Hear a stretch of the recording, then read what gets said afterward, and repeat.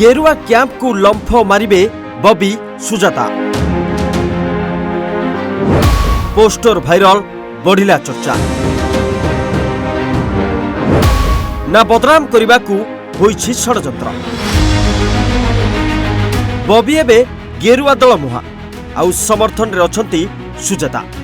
पद्म heavyweight को link रे भी अछंती। आउ बीजेडी प्रीति नाही, तेणु जेते बेले जहा पारुछंती कहि जाउछंती। निकटरे बबी को विवादीय मंतव्य भी सामना को आसीथिला, जेउथिपाई प्रमिलांक राजधानी बासभवन रे बैठक होइथिला। एबे किंतु बबी बीजेपी जीवार मिलुछि स्पष्ट संकेत। हाँ, एभली किछि आलोचना एबे बढ़िलानी। टिके नजर पकांतु दुई पोस्टर उपरे।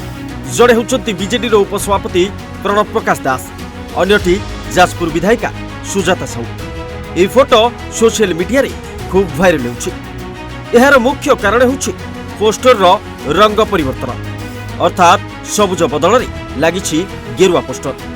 फोटोरु स्पष्ट होउछि एहा कोनोसे एक कार्यक्रम आउ दुई बीजेडी नेतांकु अतिथि भाबे करा जाइछि निमंत्रण। किंतु जो पोस्टर लागिछि ताहा भिन्न प्रसंग सृष्टि करुछि। भाइरल फोटो देखिला परे आलोचना होउछि बबी पद्म जिबे। जाजपुर विधायिका भी बबी रास्तारे, कारण बबी आशीर्वाद रे विधायक होइछन्ति सुजाता। आसन सुजाता को दे संबलपुर रे लढिथिले प्रणव।